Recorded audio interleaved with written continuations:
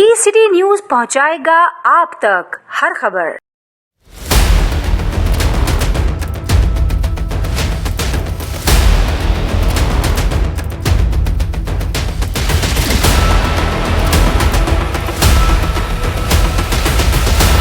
पश्तून और अफगान तो एक ही है।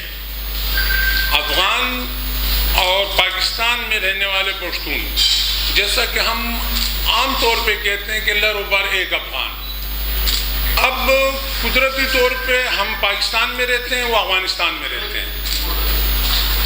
हमारे में उनमें कोई ऐसा फ़र्क नहीं है, ज़ुबान के लिहाज से, लिबास के लिहाज से, कल्चर के लिहाज से हम एक हैं।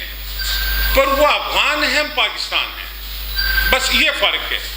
दो मुल्कों के दरमियान में ये फ़र्क है कि वो अफगानिस्तान के पश्तून हैं, हम पाकिस्तान के पश्तून हैं। वो भी मुसलमान हैं, हम भी मुसलमान हैं, सिंधी, पंजाबी, बलोच, सराइकी। अब बहुत से बलोच सूबे उधर हैं, अफगानिस्तान में बलोचों के सूबे हैं, बलोच उधर आबाद हैं, बलोच उधर रहते हैं। हज़ारा पाकिस्तान में रहते हैं, हज़ारा पाकिस्तान से ज़्यादा अफगानिस्तान में रहते हैं। पर ये दो मुल्क हैं, हम उधर जाते हैं तब भी वीज़े के ज़रिए जाते हैं, वो आते हैं या अफगान सिटीज़न कार्ड के ज़रिए आते हैं या अक़वाम मुत्तहिदा NSF के ज़रिए आते हैं। कोई ऐसा नहीं है। आज भी पाकिस्तान में जितना अफगान आबाद है, पूरे पाकिस्तान में चारों सूबों में, इसका तमाम रिकॉर्ड अक़वाम मुत्तहिदा के दफ्तरों में मौजूद है। ये बहाना है, ये एक बहाना है कि कराची में, पंजाब में, खैबर पख्तूनख्वा में, पश्तून बलोच सूबा बलूचिस्तान के अंदर पश्तूनों को तंग करना, ये तंग करना तो दूसरी कौमों को भी किया गया है इधर। ऐसा नहीं है, इधर ये सिंधियों का है, पर आज भी सिंधी इधर परेशान है। इधर उर्दू आबाद हैं, उर्दू बोलने वाले, आज वो भी परेशान है। इधर मिसाल, इस मुल्क के अंदर कोई भी शहरी जो हुकूक की बात करेगा, जो इंसान के हुकूक की बात करेगा, अपने हक की बात करेगा, वो परेशानी से सामना होगा। आप साफ़ी हज़रात आप खुद देखें, आज अरशद शरीफ का है, आज दूसरे सहाफ़ी का है। आज आप में से कोई भी हक की बात करने लगे तो यकीनन जो अशर हमारा है वो आप जी। हमने बाकायदा होम डिपार्टमेंट, IG सिंध, वज़ीर आला बलवंत सिंह, इनके साथ लेटरबाजी की है, उनको लेटर दिए, हमने उनसे मुलाकात का टाइम मांगा है और ये कहा है। बल्कि SHO तो आपको पता है, आप सहाफ़त करते हैं कि अगर जो क्राइम होता है, अगर पुलिस नहीं चाहे तो कोई नहीं कर सकता।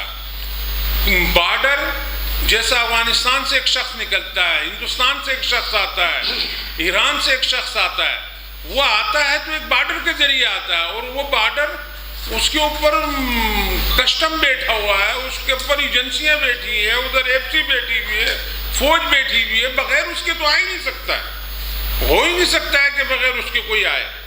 पर उसके आने के बावजूद, मिसाल के तौर पे, हमारे कारोबार के ऊपर कस्टम छापा मारते हैं। ये दुनिया का रूल है, दुनिया का कानून है।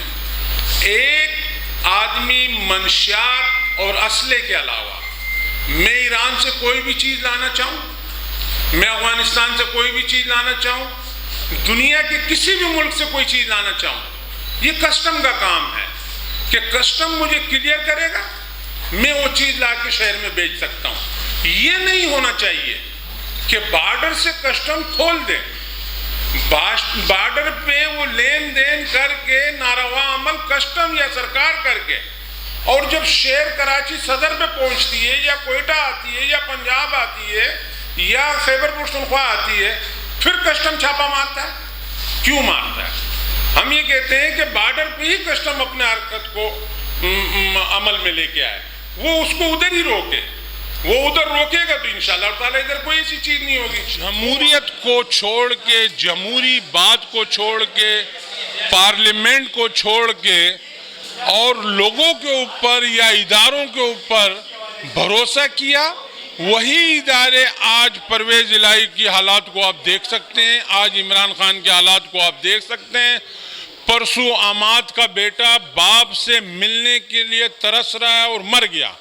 8 سالہ بچہ اپنے باپ سے ملنے کے لیے ترستے ترستے جان دے چکا ہے. یہ اس کی نئی مثال ہے, کوئی ایسی کوئی بڑی بات نہیں ہے. آپ اس چیز کا کم کرنے کے لیے پاکستانی حکمرانوں کو اپنی عیاشیاں ختم کرنی ہوگی. اس کی مثال کل کی ہے. چیف جسٹس کا فائز عیسیٰ نے نہ تو بلٹ پروف گاڑیاں لی, نہ کوئی اور چیز لی, ایک عام اپنی گاڑی میں آیا. اسی طریقے سے ہمیں چاہیے کہ ہم اپنی عیاشیاں ختم کریں اور عوام کی طرف غور کریں, ورنہ چھپنے کی جگہ نہیں ملے گی حکمرانوں کو.